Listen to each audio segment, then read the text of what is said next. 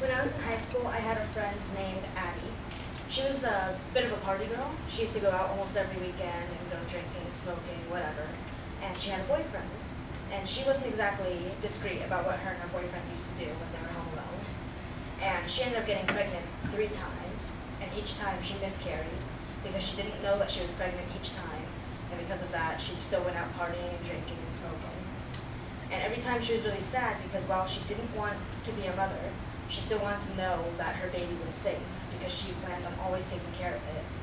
Unfortunately, the teaching at our high school wasn't very effective when it came to having safe sex, which is why she got pregnant so many times. It did focus on how to use contraceptives, but it always came around to the same conclusion. You shouldn't be having sex and you should always abstain. And today I would like to speak to you about why that is the wrong choice and why schools today should be teaching how to have safe sex instead of abstaining only from sex. And I will first talk about how abstinence-only education doesn't work, why it's necessary, how it's supposed to be taught, and how it keeps a kid safe. So starting off with why abstinence-only doesn't work.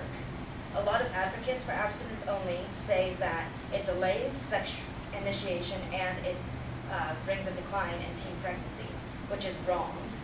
In fact, it puts teens at a higher risk of becoming pregnant because they don't know how to use proper contraceptives and doesn't know how to keep themselves safe. And this isn't just about pregnancy either.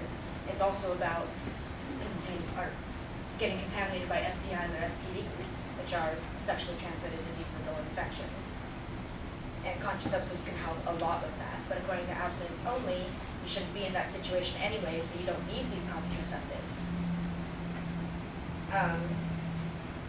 According to Americans for Youth, which is a foundation that supports kids being safe in whatever situation that they are, 86% of the decline in teen pregnancies is actually because of proper contraceptive uses and not because of abstinence-only education. And still, America has the highest rate of teen pregnancy.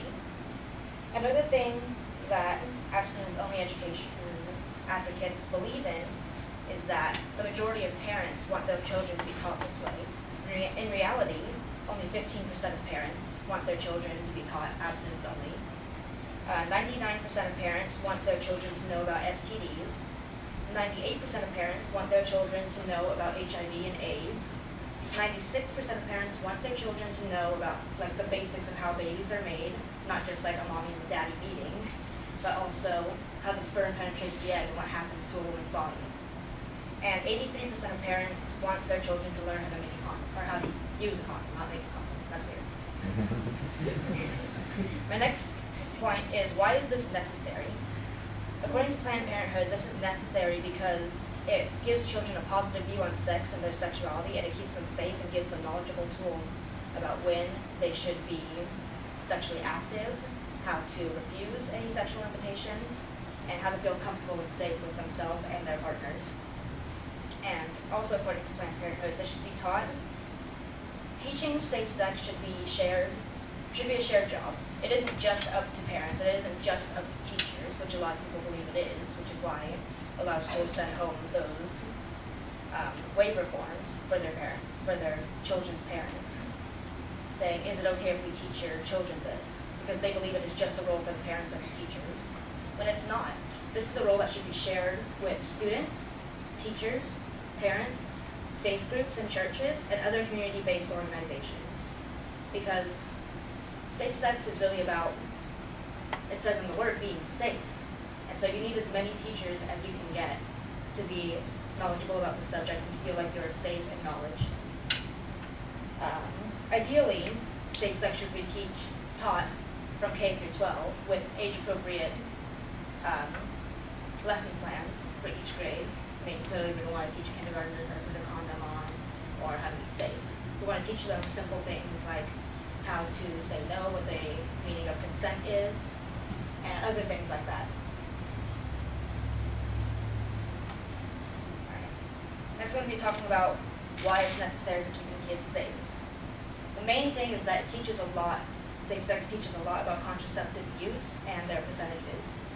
A lot of people don't know how the pill works. A lot of people don't know how condoms condoms work and their effective rates. A lot of people don't know what UTIs are even, and how they work, which I could have a whole other speech about all of those. A lot of people believe that condoms, pills, and UTIs are absolutely just for contraceptive use and have nothing to do with STDs or STIs. In fact, when I was in high school, I was taught that condoms would not protect me from the HIV or AIDS virus, when in reality, in my research doing this, I found out that is completely not true. Condoms actually help a lot in the prevention of HIV and AIDS spreading. The whole point of this wasn't to try and convince you all to go out and have sex. A lot of you decide to stay inside and not really stay inside. A lot of you decide that sex isn't for you. A lot of you do want to abstain. A lot of you feel like this is something that you want to do. A lot of you do go out and have sex all the time, and I'm hoping you all are very safe, because safe sex is something that is very, very important. And one of the main importances about safe sex is knowing that you're comfortable with yourself, with your partner, and that you feel protected for, that you feel that you can stop whenever you want, you can start whenever you want, and your partner will have absolutely no objectives. They will not go against you and your choices. So in conclusion, I talked about why abstinence only doesn't work, including the rates of STDs, how parents want it to be taught, and I've talked about why this is necessary, how it should be taught, the way it is being taught, and how this works on keeping kids safe. Thanks.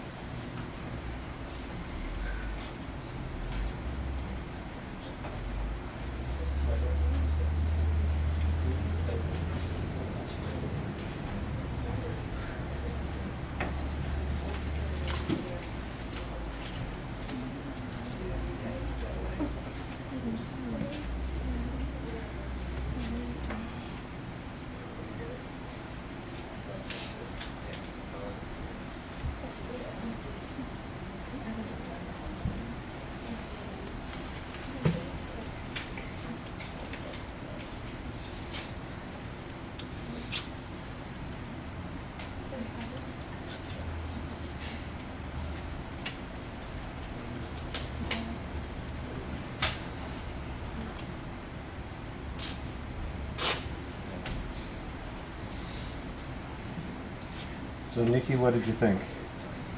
I thought it was a good topic.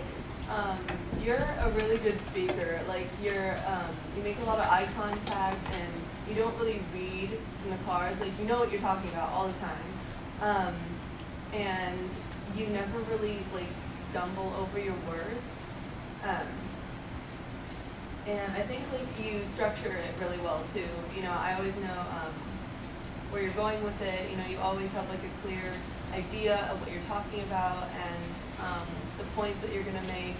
And I never feel like confused, like you put something in the wrong place or something, and you always like, you know, have a good conclusion and bring it back. So I think you did a really good job. Okay. I like the story that you start with. I do think that you need to connect it a little bit more to the programs that you're talking about, because if they did discuss contraception and all those kinds of things, that doesn't sound like an abstinence-only program that your friend was and that you were taking.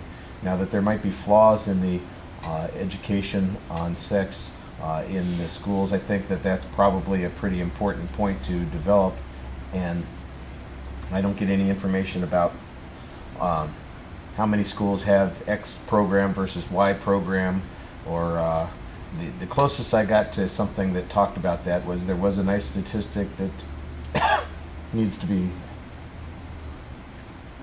see, this is why I shouldn't be talking, needs to be explained a little bit more, that attributed 86% of the reduction in the number of teen pregnancies to the kinds of programs that you're talking about. That's a good statistic. I just need to know more about it and how they figured that out and that sort of thing to make it a little bit more credible.